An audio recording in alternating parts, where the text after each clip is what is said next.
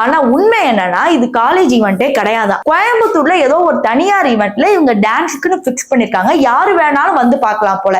ஓவராலா free event, யார் வேணாலும் வந்து பார்க்குற ஒரு ஈவெண்ட்ல தான் இவங்க அப்படி டான்ஸ் ஆடி இருக்கிறாங்க. சோ அதுக்கு இப்படி பேசுறாங்களே அப்படிங்கிற மாதிரி இவங்க சைட்ல இருந்து கஷ்டப்படுற மாதிரி செய்திகள்லாம் வந்தது. ஆனா உண்மை என்னன்னா அது ஒரு காலேஜுக்குள்ள ஒரு ஈவெண்ட் நடந்தாவே நமக்கு எப்படி ட்ரெஸ் போடணும்ன்றது தெரிஞ்சிருக்கணும் அப்படிங்கிற மாதிரியும் பேசுறாங்க. ஆனா இதுக்கு ஸ்டைலிஸ்ட் அவங்க கிடையாது.